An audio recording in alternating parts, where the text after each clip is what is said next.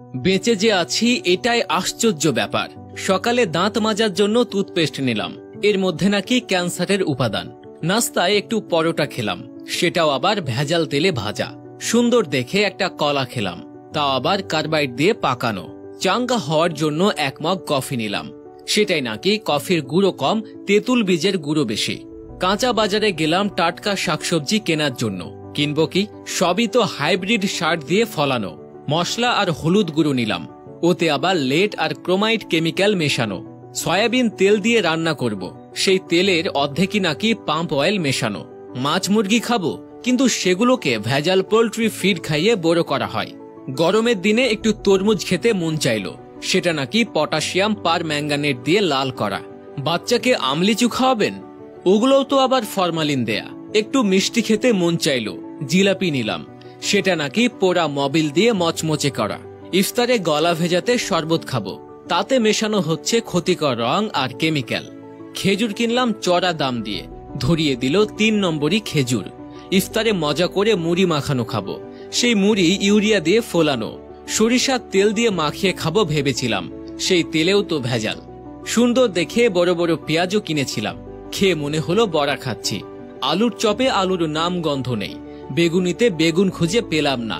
সবজির চপ মুখে দিয়ে মনে হলো খড়কুটো চিবাচ্ছি। প্রোটিনের জন্য গরম দুধ খাওয়া দরকার, কিন্তু গাভীর পিটুইটার গ্রন্থিতে ইনজেকশন দিয়ে নাকি অতিরিক্ত দুধ দোয়ানো হয়, তারপর আবার মেশানো হয় 1 বালতি পানি। এত ভেজাল খাবার পর 2-1টা ওষুধ না খেলে তো শরীর টিকবে না।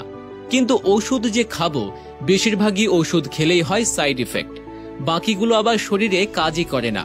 ওষুধ খাচ্ছি নাকি স্বাদবিহীন কাশির ট্যাবলেট খাচ্ছি, সেটাও একটা সন্দেহ। ভেজাল দিয়ে পেট ভরিয়ে বসে বসে ভাবছি এ পর্যন্ত বেঁচে আছি কিভাবে। চিনি আর লবণ দেখতে কিন্তু ঝরঝরে সুন্দর, অথচ সুন্দর দেখাতে গিয়ে এই দুটো খাদ্য আর খাদ্য নেই, হয়ে গেছে ক্ষতিকর রাসায়নিক পদার্থ। 3 বেলা করে খাচ্ছি কেবল বিষ। হাতে জীবাণু দূর করার জন্য হ্যান্ড স্যানিটাইজার মাখবো, সেটাও নাকি নকল।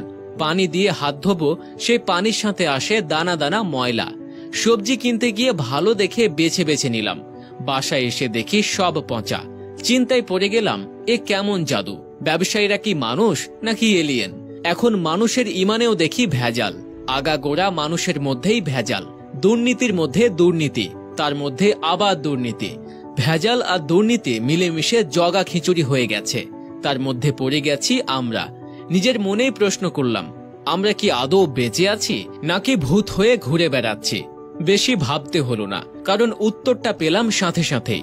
যে পরিমাণ ফরমালিন খাই, তাতে শুধু ফলমূল নয়, সাথে আমরা মানুষেরাও সংরক্ষিত হয়ে গেছি, নইলে তো কবেই পচে যেতাম।